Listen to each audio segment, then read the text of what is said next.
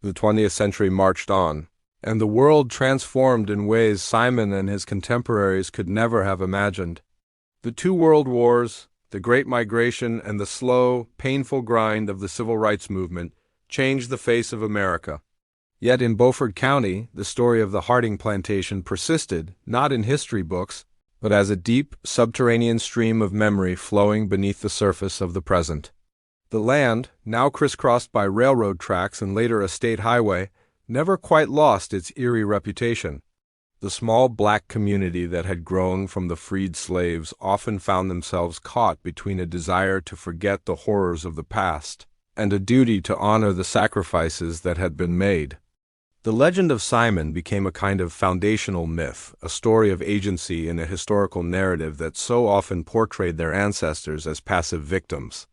In the 1960s, during the fervor of the Civil Rights Movement, a young, fiery preacher from the community named Elias Green found a new resonance in the old tale. Standing at the pulpit of the small clapboard church that stood on the edge of the old plantation lands, he would use the story not as a literal call to violence, but as a metaphor for resistance. "Brothers and sisters," he would thunder, "we have a choice. We can be like the hounds, trained to hunt our own, to uphold a system of oppression. Or can we be like Simon? Can we be smart? Can we be patient? Can we learn the ways of this world so well that we can turn its own tools toward the cause of justice?" In this context, Simon was transformed into a symbol of strategic, intelligent resistance, a figure who used the master's knowledge to break the master's power. The physical landscape continued to yield fragments of the past. In the late 1970s, a teenager hunting for arrowheads near a creek that bordered the old property turned up a heavily rusted, bizarre-looking metal object. It was twisted and half-crushed, but its serrated jaws were still unmistakable. It was the bear trap.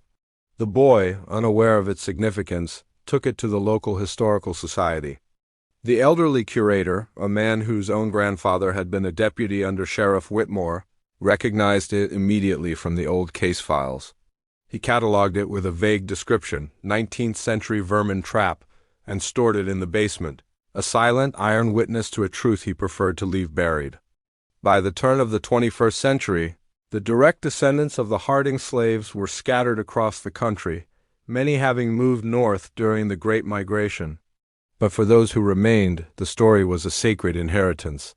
A woman named Lena, the great-great-granddaughter of Miriam, felt a profound responsibility to be its keeper. She organized family reunions where the elders would speak, not just of hardship, but of survival and of the cunning it required. The story of Simon was always the centerpiece, told with a hushed reverence. It was their family's epic. The final public reckoning with the past began with a university project. A graduate student in anthropology named Ben Carter was compiling an oral history of the county. He interviewed Lena, who, after much deliberation, shared the community's version of the Harding story. She omitted the grisliest details, speaking instead of a man who used his wits to secure a measure of justice when the law offered none. Intrigued, Ben cross-referenced her account with the Historical Society's records. He found the cold case file, the wanted posters, and, to his astonishment, the rusted bear trap in the basement. His thesis, titled Silent Justice, Narrative, Memory, and Unresolved Trauma in the Post-Antebellum South, caused a minor academic stir. It presented the legend not as literal fact, but as a crucial historical document in its own right, a narrative that preserved the community's understanding of power, resistance, and moral justice. For the first time, the whispers from the slave quarters were given a voice in the academy, not as a mystery to be solved, but as a truth to be understood. The thesis did not definitively prove what happened to Ernest and Jasper Harding, but it validated the enduring power of the story itself.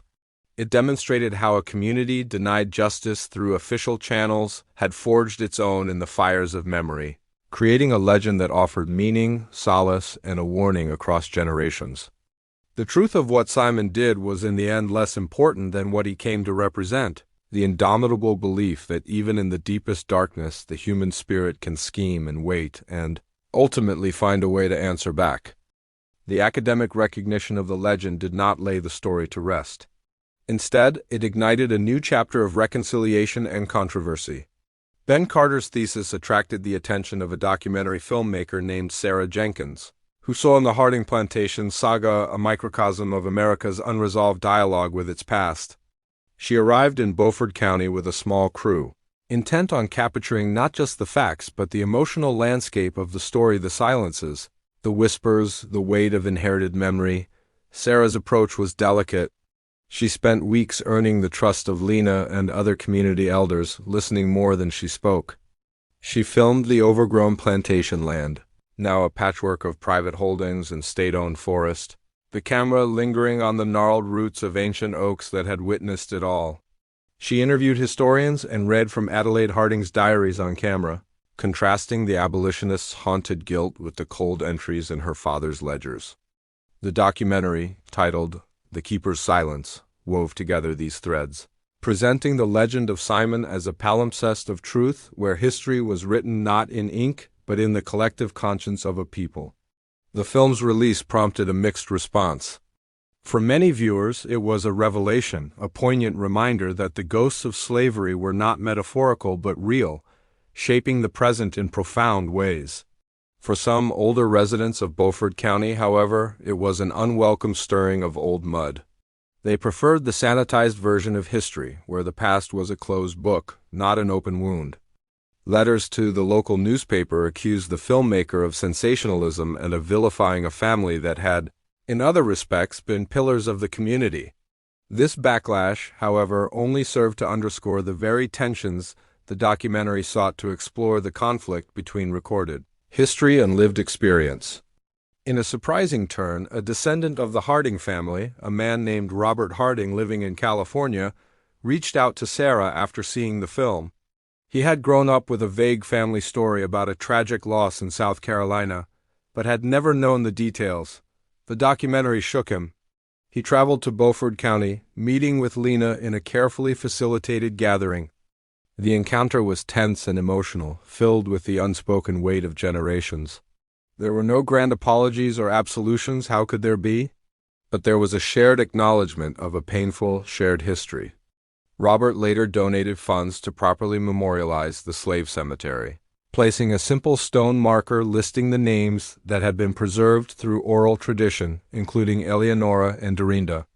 It was a small, imperfect gesture, but it represented a crack in the wall of silence that had stood for over a century. As years passed, the land itself began to undergo a transformation. The state, recognizing the site's historical significance, acquired a portion of it and established a small historical preserve. It was not a celebration of the plantation era, but a place of contemplation and education. The interpretive center did not shy away from the brutality of slavery. It featured the story of Simon, and the bloodhounds as a central narrative presented alongside the archaeological findings and the oral histories. School groups would visit and children would learn about the clever, patient man who turned the tools of oppression into instruments of a dreadful justice. The legend, once a secret whispered in the dark, was now a lesson taught in the light. And what of Simon and Joshua? Their ultimate fate remained the story's greatest mystery, a blank space that allowed every generation to project its own hopes. Some insisted they found peace in a maroon community in Florida, living out their days as free men.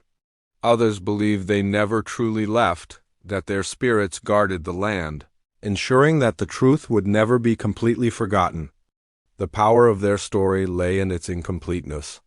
It was a testament to the fact that some acts of justice are so profound that they transcend the lives of the individuals who committed them, becoming eternal echoes in the struggle for human dignity. The legacy of that cold winter in 1852 is a reminder that history is not a list of dates and events, but a living, breathing force. The calculated revenge of a man named Simon became a seed of resilience that grew into a mighty tree of memory, its roots reaching deep into the painful soil of the past, its branches offering shade and shelter to those who still seek to understand the price of freedom and the enduring power of a story told.